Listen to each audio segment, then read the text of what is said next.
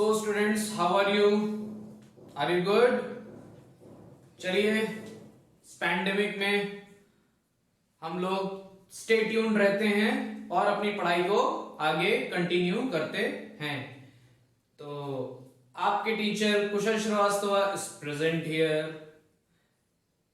Lucent Commerce Classes आज से numerical start करेंगे। आज से हम लोग न्यूमेरिकल स्टार्ट करेंगे, ठीक है। प्रॉब्लम सॉल्विंग सेशन हो गया है, 2 वीडियोस अपलोड भी हो चुके हैं, उसको देख लीजिएगा। एक लायबिलिटी पर है, एक लॉसेस पर है। लॉसेस पार्ट 2 अपलोड होना बचा है, जिसमें से नॉर्मल और एबनॉर्मल लॉसेस के बारे में डिस्कस किया गया है, वो भी आज कल में हो जाएगा। और जैसे ही वो हो जाएगा उसके नेक्स्ट डे ये वीडियो पब्लिश हो जाएगा, ठीक है। तो डबल एंट्री सिस्टम हम लोग स्टार्ट करते हैं और इसमें आज हम लोग क्वेश्चन आंसर्स को उस न्यूमेरिकल्स से डील करेंगे, ठीक है। जर्नल एंट्री क्या होती है आज हम समझेंगे और न्यूमेरिकल से डील करेंगे। किस तरीके से जर्नल एंट्री होती है ये हम समझेंगे। चलिए बिना देरी स्टार्ट करते हैं जर्नल एंट्रीज। लेकिन जर्नल एंट्री स्टार्ट करने से पहले मैं आप लोगों को एक बार रूल का रिवीजन करा देता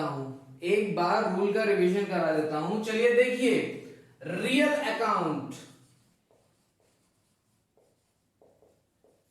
अकाउंट के रूल क्या होते हैं? Debit what comes in. क्या? Debit what comes in, credit what goes out। Debit what comes in, credit what goes out. आने वाले को कर दो डेबिट और जाने वाले को कर दो credit. It always deals with assets. यह हमेशा किससे डील करता है? एसेट्स से डील करता है। एसेट्स अगर हमारे पास आ रही हैं तो उनको डेबिट कर दो, एसेट्स अगर हमारे पास से जा रही हैं तो उनको क्रेडिट कर दो। एसेट्स के बाइफर्केशन मैंने बताया था 2 तरीके के, एक करंट एसेट्स और दूसरी फिक्स एसेट्स, या इसको लॉन्ग टर्म एसेट्स भी कह सकते हैं। तो इतनी चीजें क्लियर। नेक्स्ट देखिए, पर्सनल अकाउंट।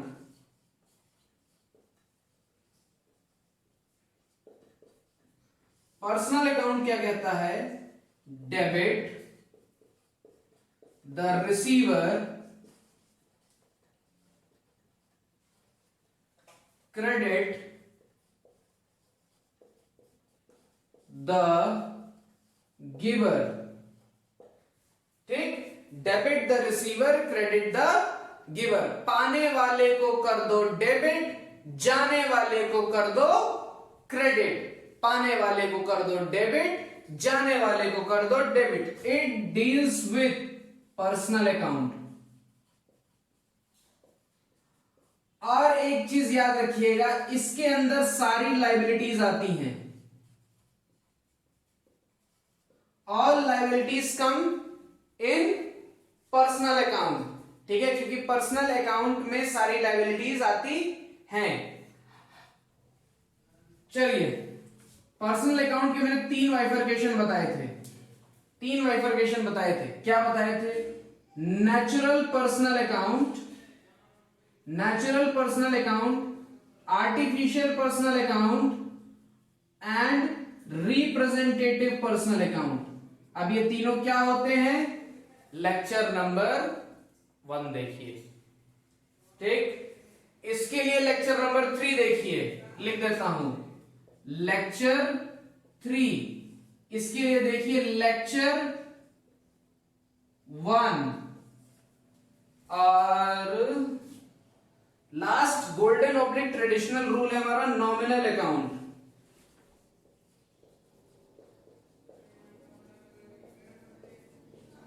ये क्या कहता है? Debit all expenses and losses, credit all income and gain. ठीक है, debit all expenses and losses, credit all incomes and gains. जितने भी एक्सपेंसेस एंड लॉसेस हो रहे हैं उनको कर दो डेबिट, जितने भी इनकम्स एंड गेन्स हो रही हैं उनको कर दो क्रेडिट। क्लियर है? It always deals with expenses and income, expenses oblique losses, income oblique gain. Income और गेन में बहुत फर्क होता है, इसके लिए हम नया लेक्चर बताएंगे। एक्सपेंसेस और लॉसेस में भी फर्क होता है, इसके लिए भी हम नया लेक्चर बताएंगे। हालांकि लॉसेस को मैंने एक्सप्लेन कर दिया है, लायबिलिटीज को मैंने एक्सप्लेन कर दिया है, इनकम गेन को भी हम एक दिन एक्सप्लेन कर देंगे। ठीक है, हाँ, तो इसको नोट कर लीजिए, रब कर देता हूं, वैसे लिखा चुका हूं, नोट करने की जरूरत नहीं है। आज हम लोग जर्नल एंट्री स्टार्ट करने वाले हैं, तो इस पे हमारा बहुत ज्यादा फोकस रहेगा। ठीक है, तो अब मैं इसको रब कर रहा हूं और इसके लिए आप देखिएगा lecture number 2, nominal account is in lecture number 2। Part 1, part 2, part 3 में है ना, तो रियल जो अकाउंट था वो आपका पार्ट 3 में था, पर्सनल अकाउंट आपका पार्ट 1 में है और नॉमिनल अकाउंट आपका पार्ट 2 में है, लेक्चर नंबर 2 में है, तो उसको देखिएगा। चलिए शुरू करते हैं। ट्रेडिशनल ऑब्लिक गोल्डन रूल के हिसाब से, अच्छा एक चीज और देखिए, इसको लिख लीजिए, ये बहुत इंपॉर्टेंट चीज है। All assets are debited, all assets are debited, all liabilities are credited। ये ना रियल में आता, ये ना गोल्डन रूल में आता है, ये गोल्डन रूल में नहीं आता है, ये मॉडर्न रूल में आता है। All assets are debited, all liabilities are credited. ये सिर्फ और सिर्फ मॉडर्न रूल में आता है। तो मॉडर्न रूल की एक हल्की सी झलक मैंने आपको दे दी है, तो आप जो है इसको लिख लीजिए और मैं इसको बस अभी रब करता हूं। ठीक है, कोई दिक्कत? कोई दिक्कत नहीं ना, बस रब करता हूं इसे। हाँ, तो लिख लिया, चलिए इसको रब करते हैं।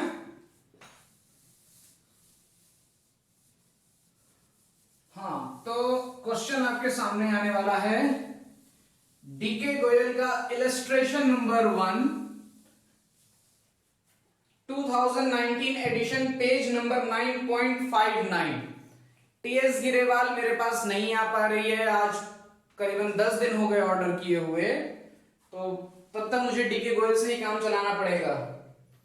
ठीक है, तो मैं कोशिश करूंगा कि जर्नल एंट्रीज तक मेरे पास टीएस गिरेवाल आ जाए, क्योंकि टीएस गिरेवाल की जर्नल एंट्रीज बहुत अच्छी होती हैं। ये है क्वेश्चन, देख लीजिए आप लोग, इसका स्क्रीनशॉट ले लीजिएगा। ये रहा क्वेश्चन, क्वेश्चन नंबर 1, देख लीजिए क्वेश्चन। ठीक है, देख लिया, स्क्रीनशॉट ले लिया। जिनके पास बुक नहीं है स्क्रीनशॉट ले लें, जिनके पास बुक है वो पेज नंबर 9.59 खोल लें। ठीक है, चलिए, तो क्वेश्चन स्टार्ट करने से पहले मैं थोड़ा सा आपको कुछ जर्नल एंट्रीज के बारे में बता देता हूं। क्वेश्चन स्टार्ट करने से पहले मैं थोड़ा सा आपको जर्नल एंट्रीज के बारे में बता देता हूं। अरे जर्नल एंट्रीज के बारे में क्या बता देता हूं, जर्नल एंट्रीज का जो प्रोफार्मा होता है वो मैं आपको दिखा देता हूं, और वो क्यों होता है ये भी मैं आपको बता देता हूं। ठीक है, देखिए ये स्पॉट पड़ रहा है ना, हाँ ठीक, चलो कोई बात नहीं। यहां पर मैं लिखता हूं journal entries,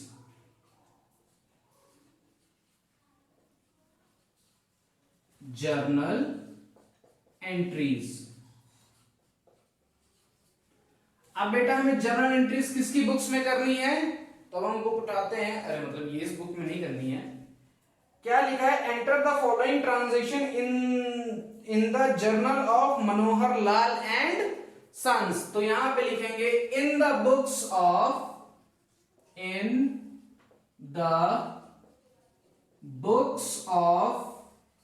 Manohar Lal and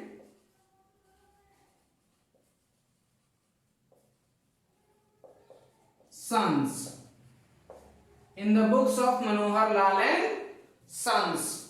तो देखते हैं कि ये जर्नल एंट्रीज होती क्या है, कैसे होती हैं, ये सब देखते हैं, लेकिन उसके पहले प्रोफार्मा देखते हैं। ऐसे करके एक लाइन बेटा खींचती है, ओके।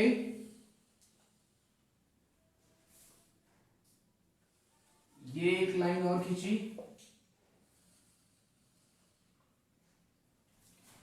ये एक कॉलम बना,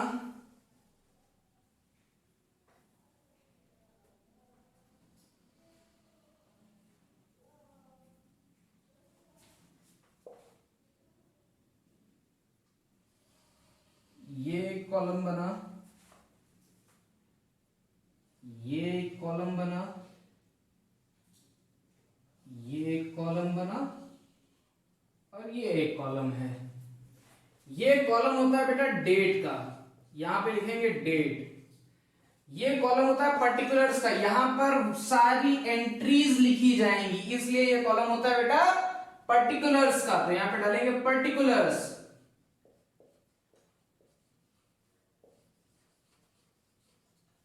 ठीक, ये कॉलम होता है लेजर फोलियो नंबर का, जिसे हम LF शॉर्ट फॉर्म में लिखते हैं।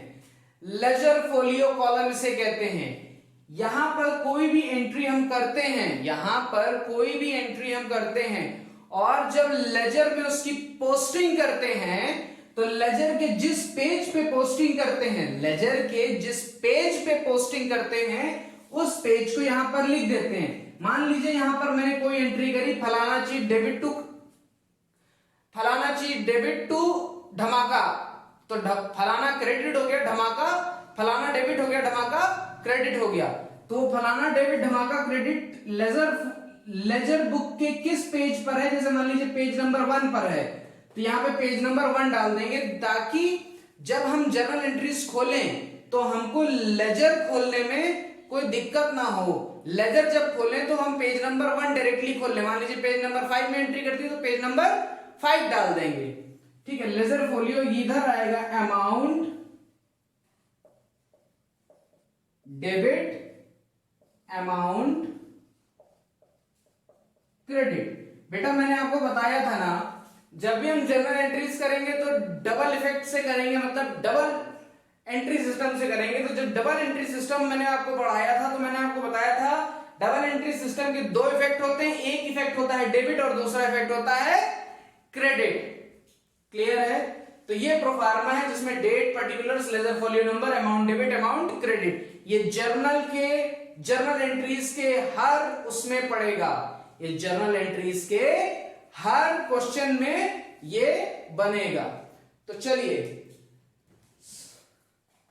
मार्च 1, ये मार्च है, मार्च 1 को क्या एंट्री हुई है, 2019 है ये देखो मैंने छोटा सा 2019 लिख दिया, इसको समझ लेना।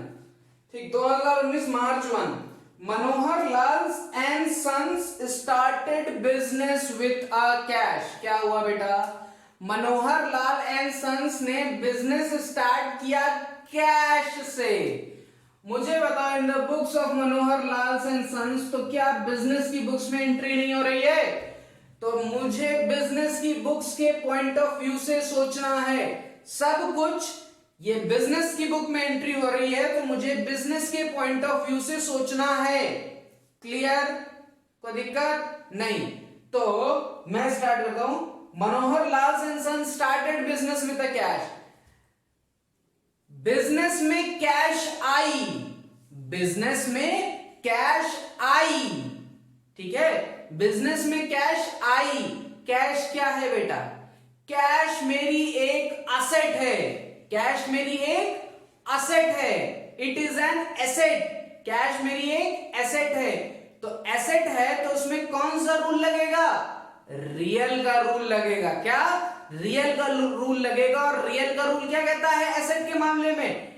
डेबिट व्हाट कम्स इन, जो भी बिजनेस में आ रहा है उसको डेबिट कर दो। उसको क्या कर दो बेटा?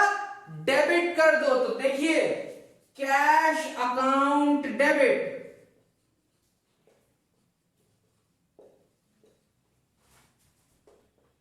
हमेशा डेबिट एकदम इधर कॉर्नर पे लिखेंगे, ये प्रेजेंटेशन का तरीका होता है। Clear? Cash account debit, business में एसेट आई, बिजनेस में कैश आया। कैश किस तरीके की एसेट है? कैश एक करंट एसेट्स है। कैश एक करंट एसेट्स है। क्लियर? करंट एसेट्स क्या होती है मैंने आपको एक्सप्लेन कर दिया है। कैश अकाउंट डेबिट और स्टार्टेड बिजनेस विद कैश है। तो मुझे बताइए यहां पर कैश किसने दिया? Manohar Lal and sons started business with cash. तो इस बुक्स में मनोहर लाल एंड सन्स को कैश किसने दिया? इस बिजनेस में मनोहर लाल एंड सन्स की बिजनेस में कैश किसने दिया? बेटा मनोहर लाल एंड सन्स ने दिया। तो पर्सनल अकाउंट का रूल लगेगा। क्या? क्रेडिट द गिवर, जो देने वाला है उसको कर दो क्रेडिट। लेकिन यहां पर होना क्या चाहिए था? To Manohar Lal and Sons, ये होना चाहिए था। ये पर्सनल अकाउंट है, ये होना चाहिए था। लेकिन ये नहीं होगा, ये नहीं होगा, ये नहीं होगा। क्यों नहीं होगा? क्योंकि बेटा बिजनेस कहता है कि मैं कभी भी अपने मालिक का नाम नहीं लिखूंगा। मैं कभी भी अपने मालिक का नाम नहीं लिखूंगा। देखो मनोहर लाल एंड सन्स की बुक्स में एंट्री हो रही है ना, तो यहां पे to Manohar Lal and Sons कभी नहीं आएगा। तो क्या आएगा मनोहर लाल एंड सन्स की जगह पर? क्या आएगा मनोहर लाल एंड सन्स की जगह पर? यहां पर आएगा टू कैपिटल अकाउंट। क्या आएगा बेटा? To capital account. चीजें क्लियर हुई? कैपिटल क्या है? मनोहर लाल एंड सन्स ने बिजनेस में कैश लगाया। तो जब भी बेटा आप बिजनेस में कैश लगाते हो तो बिजनेस में कैपिटल बढ़ती है। बिजनेस में कैपिटल बढ़ती है, समझना। कैपिटल एक रिप्रेजेंटेटिव पर्सनल अकाउंट है। क्यों? क्योंकि यहां पे to Manohar Lal and Sons आना चाहिए था, लेकिन to Manohar Lal and Sons की जगह कैपिटल अकाउंट आया। बिजनेस ने कहा मैं अपने मालिक का नाम नहीं लिखूंगा, तो उसकी वजह उसके बिहाफ पे कैपिटल अकाउंट आया। तो capital account is the representation of Manohar Lal and Sons. इसलिए कैपिटल अकाउंट जो है हमारा रिप्रेजेंटेटिव पर्सनल अकाउंट है। इसीलिए कैपिटल को पर्सनल अकाउंट की तरह ट्रीट किया जाएगा in traditional rule. In traditional rule. Clear? तो credit the giver, debit what comes in, credit the giver. Clear? कोई दिक्कत नहीं? लिखते हैं कितना? 60,000, 60,000।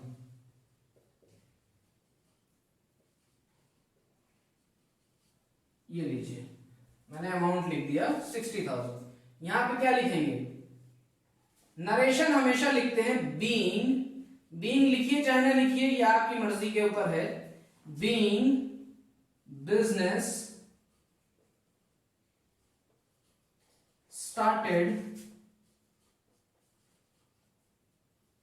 बीइंग बिजनेस स्टार्टेड या being business commenced with cash.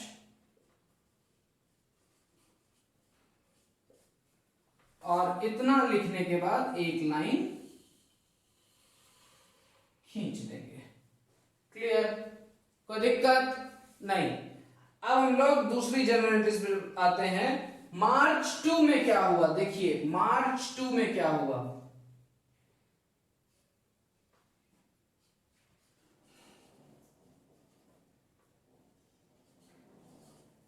मार्च 2 में क्या हुआ?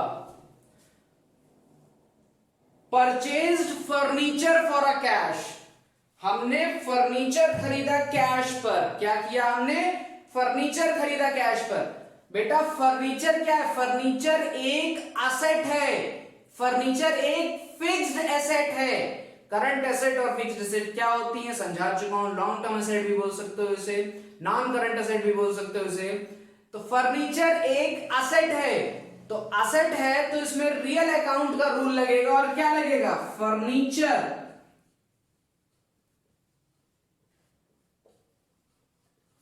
Account debit. फर्नीचर आया ना हमारे पास, क्या हमारा फर्नीचर का बिजनेस है?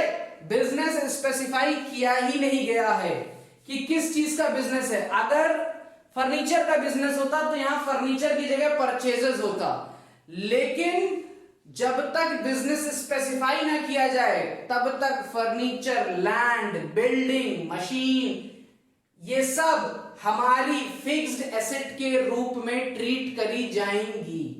ठीक है, कोई दिक्कत? फर्नीचर अकाउंट डेबिट काहे से खरीदा गया भैया? Purchase furniture for a cash. तो फर्नीचर अकाउंट डेबिट, मेरे पास से जब मैंने फर्नीचर खरीदा तो मेरे पास से गया क्या? मैंने अगर कह रहा है furniture purchase for a cash, तो मैंने अगर किसी से फर्नीचर लिया होगा तो उसको कैश दिया होगा कि नहीं दिया होगा? बेटा कैश क्या है? कैश एक एसेट है, कैश मेरे पास से जा रही है। तो रियल अकाउंट का रूल क्या होता है? Debit what comes in, credit what goes out. तो देखो furniture account debit to cash account, cash मेरे पास से चली गई। और ये कितने का ट्रांजैक्शन था? ये 10,000 का ट्रांजैक्शन था। 10,000 का मैंने फर्नीचर खरीदा, तो 10,000 तो मेरे पास से कैश जाएगी। लिखेंगे क्या? लिखेंगे नरेशन डालेंगे, being furniture purchase for cash, being furniture purchased for cash। समझ में आया? नेक्स्ट एंट्री देखते हैं, परचेज गुड्स फॉर कैश। अब देखो मैंने बताया था ना, इन्होंने चीजों को स्पेसिफाई नहीं किया है कि किस चीज का बिजनेस है। तो ये क्वेश्चन में खुद दिए हैं, being goods purchased for cash. हमारे बिजनेस में माल आया, हमारे बिजनेस में माल आया, तो एंट्री क्या होनी चाहिए बेटा? जब भी हम स्टॉक खरीदते हैं, इन्वेंट्री खरीदते हैं, और वो हमारे लिए माल होता है, हमारे लिए गुड्स होता है, ठीक है, for the resale, for the manufacturing, for manufacturing हटा दीजिए, वो कॉस्ट अकाउंटिंग का रूल है। अभी भी मैं आपको मैन्युफैक्चरिंग के बारे में बताऊंगा, अभी इन्वेंट्री भी हटा दीजिए। अभी हम यहां पर ये मान करके चल रहे हैं कि जो भी गुड्स खरीदा गया वो रीसेल के लिए खरीदा गया। तो कंपनी में जब भी गुड्स आता है, जब भी माल आता है, तो एंट्री क्या बनती है बेटा? मैंने गुड्स खरीदा, खरीदने को क्या कहते हैं? परचेज। यहां पर गुड्स अकाउंट डेबिट या स्टॉक अकाउंट डेबिट नहीं होगा, यहां पर होगा, ये कब की एंट्री है? ये है मार्च 4 की एंट्री, मार्च 4 की एंट्री है, और यहां पर होगा purchases account debit. Purchases account debit. मुझे बताओ, जो मैंने माल खरीदा, हमेशा गुड्स की जो भी एंट्री होगी वो परचेज अकाउंट डेबिट से होगी। सेल किया जाएगा गुड्स, गुड्स मेरे पास से जाएगा तो टू सेल्स हो जाएगा, गुड्स मेरे पास से जाएगा तो टू सेल्स हो जाएगा। ठीक है, परचेजेस अकाउंट डेबिट काहे से खरीदा है? कैश से खरीदा है। बेटा कैश क्या? मेरी एक एसेट है। एसेट आ रही है कि जा रही है? एसेट जा रही है तो जाने वाले को कर दो क्रेडिट। ठीक है, परचेजेस क्या है बेटा, परचेजेस मेरा एक्सपेंस है। परचेजेस क्या है बेटा, मेरा एक्सपेंस है। ये मैंने एक्सपेंस किया है फॉर द फ्यूचर रीसेल, मैं इसको बाद में रीसेल करूंगा, तो ये मेरा क्या है, एक्सपेंस है। ये मेरा क्या है, एक्सपेंस है। तो यहां पे नॉमिनल अकाउंट का रूल लगा, debit all expenses and losses. तो जो भी एक्सपेंस था उसको मैंने डेबिट कर दिया, परचेज लॉस थोड़ी ना बेटा, परचेज मेरा एक्सपेंस है। तो debit all expenses and losses, expenses हो या लॉसेस हो उनको कर दो डेबिट। तो परचेज बेटा मेरा क्या है, एक्सपेंस है। मैंने आज एक्सपेंस किया है, कल मैं इसको रीसेल करूंगा। ठीक है, तो जब रीसेल करूंगा तो credit all incomes and gains में, इसीलिए टू सेल्स हो जाता है। तो परचेजेस अकाउंट डेबिट, काहे से खरीदा बेटा मैंने, गुड्स, मैंने खरीदा कैश से, तो टू कैश अकाउंट, कैश मेरे पास से जा रही है तो टू कैश अकाउंट। ठीक है, यहां पे लिखेंगे being goods purchased for cash, being goods purchased for cash 25,000, 25,000।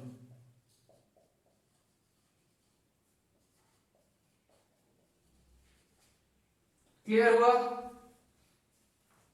लिख लिया।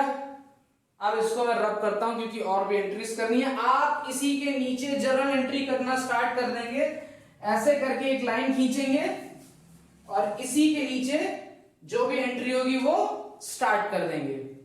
तो अब हम लोग मार्च 5 की एंट्री कर रहे हैं, बॉट गुड्स फ्रॉम कमलेश। अब देखो बेटा यहां पे क्या हुआ, यहां पर मैंने जो है गुड्स खरीदा, मैंने यहां पर गुड्स खरीदा, लेकिन किससे खरीदा, मैंने यहां पर गुड्स किससे खरीदा बेटा, कमलेश से खरीदा। Bought goods from Kamlesh.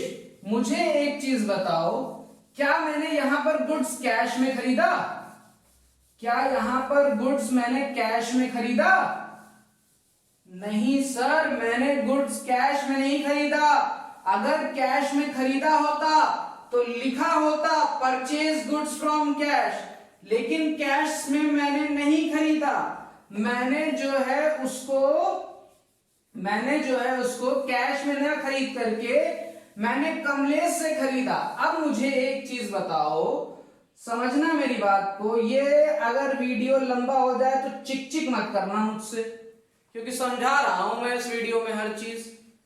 मुझे एक चीज बताओ, borrowed money from अभिषेक, मैंने अभिषेक से पैसा लिया, तो मुझे एक चीज बताओ, जब मैंने अभिषेक से पैसा लिया तो पैसा मेरे पास आया कि नहीं आया, मनी मेरे पास आई कि नहीं आई, आई। तो कैश अकाउंट डेबिट हुआ। बेटा लिया किससे, लिया किससे, मेरी बुक्स में मेरे पास कैश आई और मेरी ही बुक्स में मुझे दिया किसने, अभिषेक ने, तो क्रेडिट द गिवर। मुझे एक चीज बताओ, जो मैंने उससे कैश लिया क्या मुझे उसको वापस नहीं करना पड़ेगा, जो मैंने उससे कैश लिया है क्या मुझे उसको वापस नहीं करना पड़ेगा, करना पड़ेगा। तो वो मेरा क्रेडिटर है, वो मेरा क्या है, क्रेडिटर है, वो है देनदार, देने वाला, क्या, देनदार, देने वाला। क्लियर, लेनदार, लेने वाला, डेटर्स इज लेनदार, लेने वाला, डेटर होता है लेने वाला, क्रेडिटर होता है देने वाला। तो उसने मुझे दिया है, उसने क्या किया है, मुझे दिया है, he is a creditor for me. तो यही चीज यहां पर है, बॉट गुड्स फ्रॉम कमलेश। क्या मैंने कैश में गुड्स खरीदा, नहीं सर नहीं, मैंने तो कमलेश से गुड उधार में लिया है, साफ साफ लिखा है बॉट गुड्स फ्रॉम कमलेश। इसका मतलब मैंने कमलेश से जो भी माल लिया है उधार पर लिया। क्यों? किसी का बिजनेस होता है तो क्या वो माल उधार पर नहीं लेता है? सेल्समैन आता है, कहता है कि ये लीजिए, मैंने आपको इतना सामान दे दिया, तो दुकानदार क्या कहता है, चलो ठीक है तुमने मुझे दे दिया, आप कुछ दिन बाद मुझसे पैसा ले लेना। तो क्या उस समय सेल्समैन उनका क्रेडिटर नहीं बन गया? क्या सेल्समैन से उन्होंने माल उधार पर नहीं लिया? तो उसी वही चीज हुई है, कमलेश से जो है माल उधार पर लिया गया है। सीए सीपीटी और क्लास 12th वाले बच्चे थोड़ा पेशेंस रखें, क्योंकि 11th के बच्चों को ये समझाना बहुत ज्यादा जरूरी है। अगर उनको जर्नल एंट्रीज नहीं आएंगी तो वो कैश बुक नहीं बना पाएंगे, कैश बुक नहीं बना पाएंगे, ट्रायल बैलेंस नहीं बना पाएंगे, ट्रायल बैलेंस नहीं बना पाएंगे, सॉरी जर्नल एंट्री नहीं कर पाएंगे, लेजर नहीं कर पाएंगे, कैश बुक नहीं कर पाएंगे, ट्रायल बैलेंस नहीं कर पाएंगे, इवन रेक्टिफिकेशन ऑफ एरर्स भी नहीं कर पाएंगे, प्रॉफिट एंड लॉस स्टेटमेंट भी नहीं बना पाएंगे, बैलेंस शीट की तो बातें छोड़ दीजिए। ठीक है, तो आप भी नहीं बना पाएंगे। इसीलिए आपको अगर चीजें आती हैं तो फिर भी आप वीडियो देखिए तो आपको समझ में आएगा, अदरवाइज डिस्को डांस करिए। ठीक है, I am a disco dancer. चलो, परचेज्ड गुड्स फ्रॉम कमलेश, तो मैंने गुड्स खरीदा, तो एंट्री क्या बनेगी बेटा? Purchases account debit.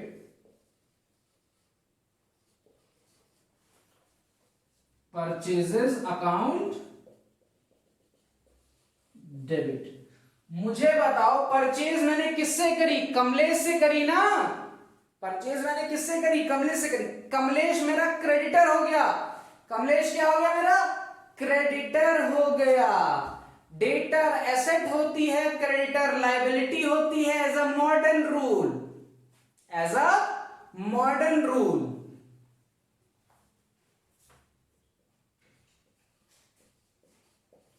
अरे क्रेडिटर, जब नाम ना दिया होता तो क्रेडिटर लिखते, लेकिन नाम दिया है बेटा, तो टू कमलेश।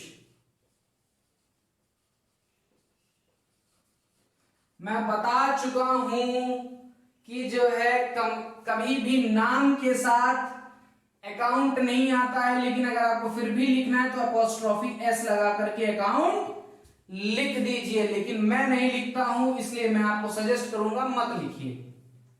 तो टू कमलेश, तो देखिए क्या हुआ, being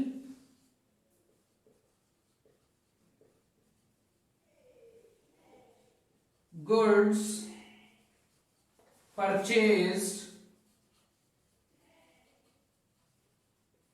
from Kamlesh on credit। इतना लिखने की जरूरत नहीं है, being goods purchased from Kamlesh ही लिख देते तो ये समझ में आ जाता कि क्रेडिट पर खरीदा गया है। कितना अमाउंट है गुड्स खरीदने का? 15,000, तो 15,000 इधर आया और 15,000 इधर आया। अच्छा, अब मेरी बात समझिएगा, परचेजेस अकाउंट डेबिट मैंने कर दिया, यहां पर टू कमलेश किया है ना मैंने, तो कमलेश बेटा ट्रेडिशनल रूल के अकॉर्डिंग क्या है मेरा? परचेजेस तो मैंने बता दिया एक्सपेंस है, debit all expenses and losses. Goods जब भी खरीदा जाएगा परचेज की एंट्री होगी, परचेज डेबिट होगा। गुड्स जब भी बेचा जाएगा सेल की एंट्री होगी, टू सेल होगा। यहां पे मैंने गुड्स खरीदा तो परचेजेस अकाउंट डेबिट। किससे खरीदा बेटा? कमलेश से खरीदा। किससे खरीदा बेटा? कमलेश से खरीदा। तो कमलेश एक पर्सनल है और ये नेचुरल पर्सनल है, नेचुरल पर्सनल है। कमलेश ने मनोहर लाल एंड सन्स को गुड्स दिया, ये है देने वाला, ये है देनदार, ये है क्रेडिटर। तो debit the receiver, credit the giver, इसीलिए टू कमलेश हुआ, कमलेश देने वाला, क्रेडिट द गिवर। क्लियर है? कोई दिक्कत नहीं है? तो जैसे वहां पे मैंने बताया था, यहां पे एन लिख लीजिए, यहां पे पी लिख लीजिए, आपको समझ में आएगा। ये नॉमिनल से डेबिट हुआ है, ये पर्सनल अकाउंट से क्रेडिट हुआ है। क्लियर? लिख लिया? नेक्स्ट एंट्री करते हैं हम लोग। और बचुआ इतना क्यों है? अरे मेरे बच्चा लोगों, इतना क्यों परेशान हो गए हो? अरे तुम्हारे गुरुजी तुम्हारे चाहते हैं, परेशान होने की जरूरत नहीं है। समझ में आई बात? नालायक को तोतला बना दिया मैं। चलो नेक्स्ट क्या है? Paid cash to Kamlesh. लो भैया लो, हमने कमलेश को कैश पे कर दिया। तो मैं आपको एक चीज क्लियर करता हूं, फिलहाल यहां पे मैं अपना ट्रेडिशनल रूल ही लगाऊंगा, लेकिन चीजों को समझना। अभी कमलेश से मैंने गुड्स उधार लिया कि नहीं लिया? कमलेश मेरा क्रेडिटर है, देनदार है, मतलब मुझे कमलेश को पैसा पे करना है कि नहीं करना है? करना है। तो देखो बेटा, अकाउंट में कभी भी कोई चीज काटी नहीं जाती अगर उसका इफेक्ट कम करना हो। अगर उसका, मेरी बात को ध्यान से सुनिएगा, अगर किसी चीज का इफेक्ट, अगर किसी अकाउंट का इफेक्ट कम करना हो या उस अकाउंट को खत्म करना हो, क्या दो चीजें मैंने बोली, अगर उस अकाउंट का इफेक्ट कम करना हो या उस अकाउंट को खत्म करना हो, तो बेटा अगर अकाउंट डेबिट है तो नेक्स्ट एंट्री में उसको क्रेडिट कर दो, और अकाउंट अगर क्रेडिट है तो नेक्स्ट एंट्री में उसको डेबिट कर दो। नेक्स्ट एंट्री का मतलब होता है कि जब उसके बारे में इंफॉर्मेशन दी जाए, जिस तरीके से सैटरडे को कहा जाता है असेंबली में, tomorrow we will meet you in assembly, तो टुमारो का मतलब बेटा संडे नहीं होता जो आप लोग लाइन पे खड़े होकर के एक दूसरे को बोलते हो, अरे प्रिंसिपल ने तो कह दिया टुमारो, कल झाड़ू मारने आएंगे क्या? बेटा टुमारो का मतलब होता है नेक्स्ट वर्किंग डे। इसी तरीके से यहां पे नेक्स्ट एंट्री का मतलब होता है जब भी उसकी इंफॉर्मेशन आपको दी जाए। ठीक है, तो देखिए कमलेश को कैश पे किया गया, तो कमलेश यहां पे क्रेडिट है ना बेटा, कमलेश को कैश पे किया, तो मेरी बुक्स में कमलेश कम होगा कि नहीं होगा? अभी मैंने कमलेश से उधार लेकर के रखा है, तो मेरी बुक्स में अभी मुझे उसको पैसा पे करना है, ज्यादा है वो, और मैंने उसको पैसा पे कर दिया, तो मेरा कुछ बोझ कम हुआ कि नहीं हुआ? तो देखिए इफेक्ट को अगर कम करना है तो कमलेश को डेबिट कर दीजिए। पहला कंसेप्ट तो ये है, डायरेक्टली जो आप आगे चल के यही चीज करोगे, रूल तो आप दिमाग में रखोगे ही नहीं, लेकिन फिर भी तो कमलेश को डेबिट कर दीजिए। और मैंने क्या दिया है? कैश दिया है।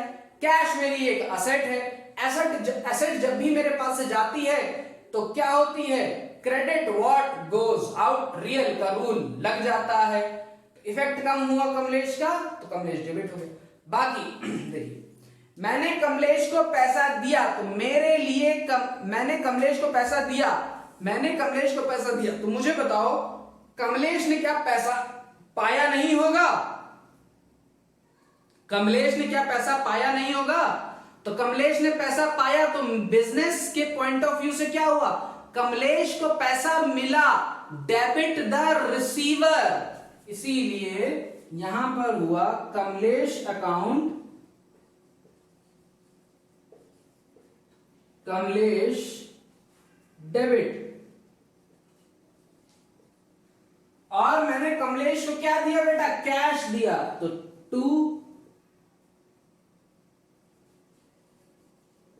Cash account. ठीक, being cash paid to Kamlesh, Kamlesh को कैश हमने पे कर दी। नीचे आप डाल सकते हो for the purchase of assets. Kamlesh किस चीज से डेबिट हुआ बेटा? कमलेश एक पर्सनल अकाउंट है, पर्सनल अकाउंट का रूल लगा, और कैश एक रियल अकाउंट है, ये एक असेट है तो इसका रियल अकाउंट का रूल लगा। कितना अमाउंट है बेटा मेरे पास? कमलेश को मैंने दिया 15,000 रुपए। मुझे बताना इफेक्ट कम हुआ कि इफेक्ट खत्म हो गया? इफेक्ट कम हुआ कि इफेक्ट खत्म हो गया? बेटा कमलेश, देखिए कमलेश 15,000 से क्रेडिट था कि नहीं था? और कमलेश 15,000 से डेबिट हो गया, इफेक्ट खत्म हो गया। कमलेश मेरी बुक्स में खत्म हो गया, कमलेश मेरी बुक्स में खत्म हो गया। ये 12th के बच्चे और CSCPT के बच्चे समझ रहे हैं।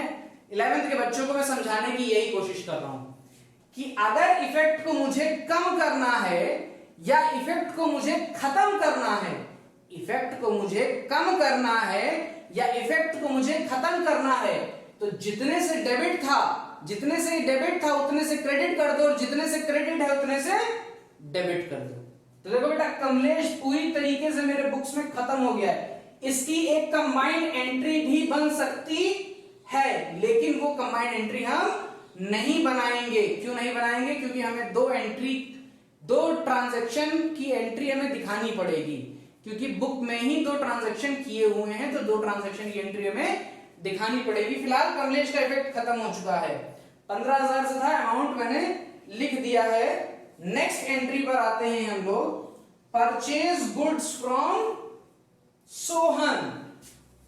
मैंने सोहन से गुड्स खरीदा। ये कब की एंट्री थी बेटा? मार्च 10 की एंट्री थी। ये मार्च 10 की एंट्री थी। अब जो हम एंट्री करने जा रहे हैं वो एंट्री करने जा रहे हैं मार्च 16 की।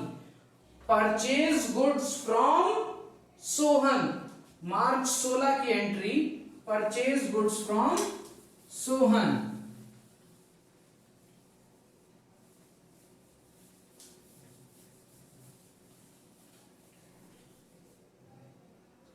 Purchase goods from Sohan. अब मुझे एक चीज बताओ, मेरे पास माल आया कि नहीं आया? मेरे पास माल आया कि नहीं आया? मैंने गुड्स को खरीदा है ना बेटा, तो मेरे पास माल आएगा। और माल जब भी आता है, माल मेरे पास जब भी आता है, गुड्स मेरे पास जब भी आता है, तो गुड्स अकाउंट डेबिट होता है कि बेटा परचेजेस अकाउंट डेबिट होता है? बताइएगा, गुड्स अकाउंट डेबिट होता है कि परचेजेस अकाउंट डेबिट होता है? ऑलवेज परचेजेस अकाउंट डेबिट होता है। तो purchases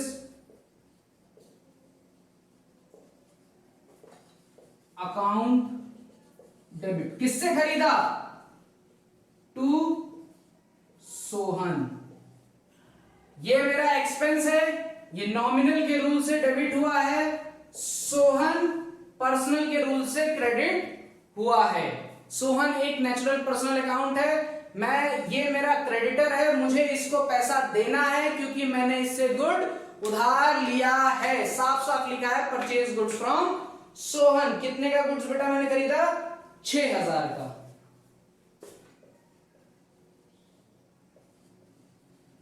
low 6,000 being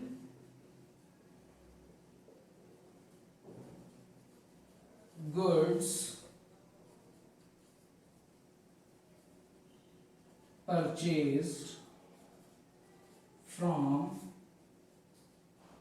Sohan on credit। On credit basis नहीं भी लिखते तब भी चल जाता, ऑन क्रेडिट बेसिस नहीं भी लिखते तब भी चल जाता, कोई दिक्कत ना होती। इतनी चीज क्लियर हुई? इतनी चीज क्लियर हुई? नेक्स्ट एंट्री देखते हैं क्या कह रही है। सब आज गिरा ही जा रहा है। नेक्स्ट एंट्री देखते हैं क्या कह रही है फटाफट। Purchase goods from Sohan for cash. अरे बाप रे बाप, इसको तो समझाना पड़ेगा। वो इसको मैं मिटा देता हूं, क्लियर है? यहीं पर मैं थोड़ा सा आपको समझा देता हूं, समझिएगा। Purchase goods from Sohan for cash.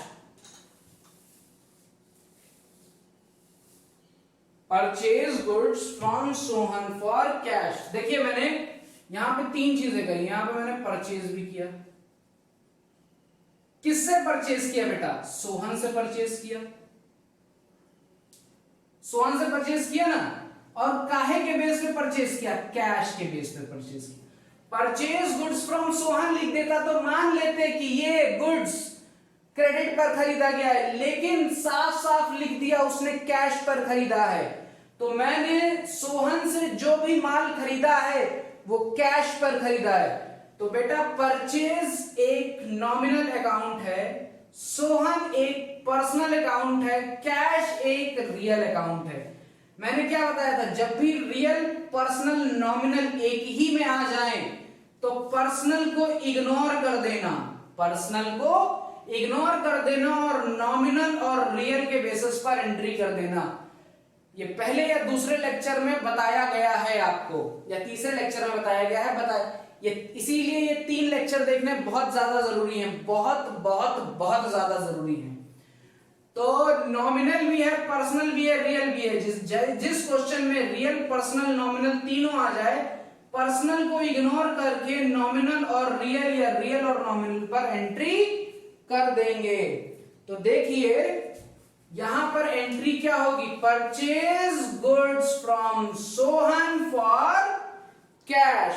तो गुड्स मैंने परचेज किया है, कब की एंट्री है ये, मार्च 18 की एंट्री है, मार्च 18 की एंट्री है। तो एंट्री क्या बनेगी, purchases account debit to cash. मैंने परचेज किया सोहन से, लेकिन काहे से परचेज किया, कैश से परचेज किया। मैं एक दुकान में गया, मैंने दुकान से साड़ी परचेज करी, लेकिन साड़ी मैंने कैश से परचेज करी। तो अगर जैसे मान लीजिए यहां पर बहुत बड़ा आप चले जाते हैं फिनिक्स प्लाजो, नहीं फिनिक्स प्लाजो छोड़ दे तो बहुत बड़ा मॉल है, हाँ चलो फिनिक्स प्लाजो चले जाते हैं आप लोग। फिनिक्स प्लाजो में आप चले जाते हैं और आप चले जाते हैं अरमानी के शोरूम में, वहां पे अरमानी का शोरूम है, सेंट्स वगैरह का अरमानी का शोरूम है। आप अरमानी के शोरूम में चले जाते हैं, आप क्या होता है अरमानी के शोरूम में चले, हाँ तो क्या होता है कि आप अरमानी के शोरूम में चले जाते हैं और वहां से जो है एक सेंट खरीद लेते हैं। तो अब मुझे बताइएगा, जब आपने अरमानी के शोरूम से सेंट खरीदा तो एंट्री क्या बनी, scent account debit. Scent perfume कर लेते हैं यार, सेंट सेंट सेंट लगाए हैं, परफ्यूम अकाउंट डेबिट। आपने परफ्यूम खरीदा अरमानी के शोरूम से। अब मुझे एक चीज बताइए, अगर आपने अरमानी के शोरूम पे कैश दिया, अगर आपने अरमानी के शोरूम पे कैश दिया तो क्या आप टू कैश नहीं करोगे? अगर नहीं दोगे तो टू अरमानी शोरूम लिखोगे। तो क्या करोगे, टू अरमानी शोरूम लिखोगे। लेकिन अगर आपने कैश पे कर दिया है, अगर आपने कैश पे कर दिया है तो कौन सा क्रेडिटर आप बनाओगे? आप उसको काहे के लिए अपनी लायबिलिटी बनाओगे? नहीं बनाओगे ना सर। तो इसीलिए purchase goods from Sohan for cash में purchases account debit to cash हुआ, क्योंकि सोहन से मैंने गुड्स खरीदा लेकिन कैश बेसिस पे खरीदा। तो being goods purchased from Sohan on cash, या being goods purchase from cash भी कर देते, लेकिन पूरी नरेशन लिख देते, being goods purchased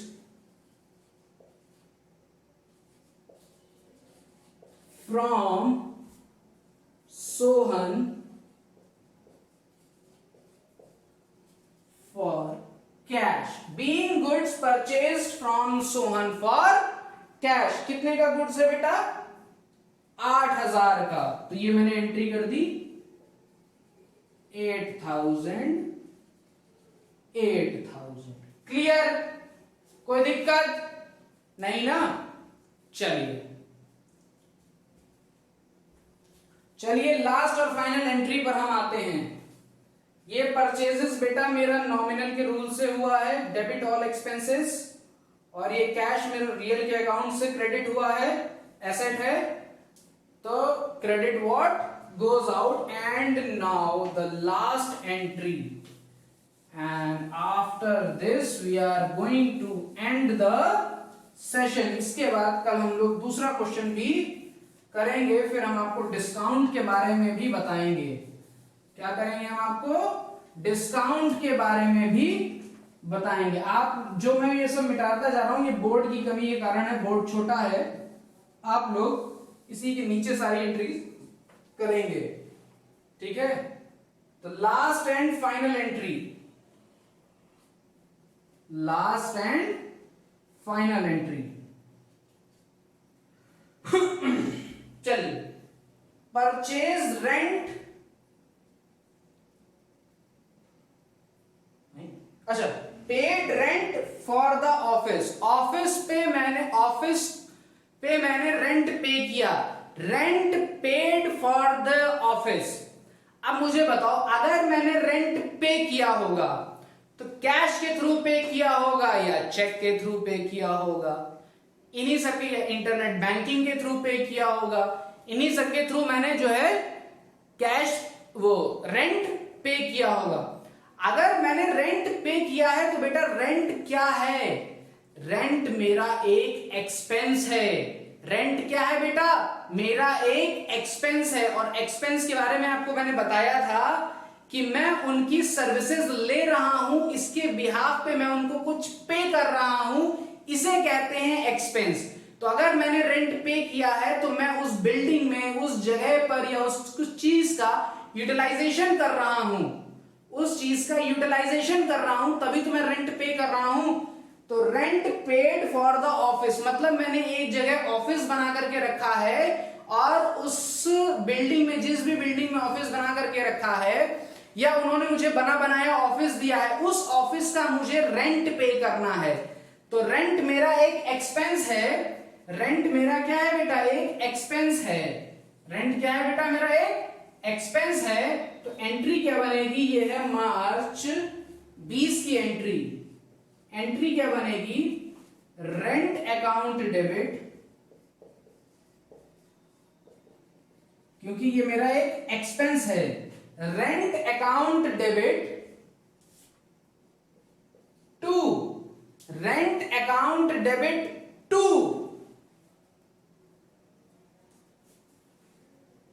cash account या बैंक अकाउंट, आप कुछ भी लिख दीजिए, दोनों सही है, क्योंकि उसके बगल में नहीं लिखा रेंट पेड फॉर कैश। हो सकता है रेंट मैंने कैश से पे किया हो या चेक से पे किया हो, तो टू बैंक अकाउंट। ये किस रूल से हुआ? ये नॉमिनल से हुआ। और ये किस रूल से हुआ? ये रियल के रूल से हुआ। कितना अमाउंट है? 1000।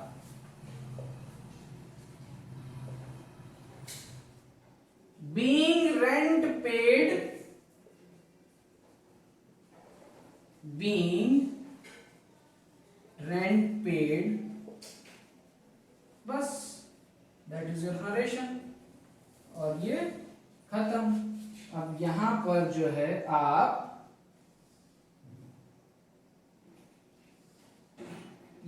जो है आप पूरा टोटल कर देंगे और टोटल आएगा आपका 1,40,000, 1,40,000, 1,40,000 and here it is completely done. Question हो चुका है आप लोगों का। और अब आप लोग illustration number 1, D K Goyal illustration number 1 homework, D K Goyal illustration 1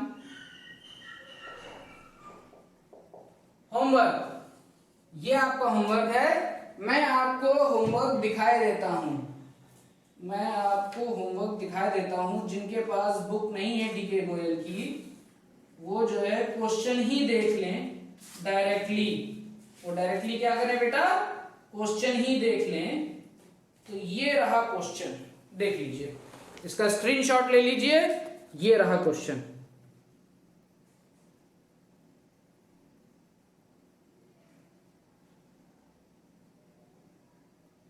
clear? Screenshot ले लिया?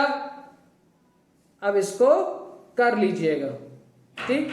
ये आपका होमवर्क है। So thank you, stay blessed, stay in home. तो कल फिर हम आपको नए सेशन के साथ मिलते हैं, डबल एंट्री सिस्टम के साथ, और आपके साथ नई चीजें डिस्कस करते हैं, ठीक है? तो all the best, stay tune. चलिए, thank you for watching the video, and always stay blessed. Thank you.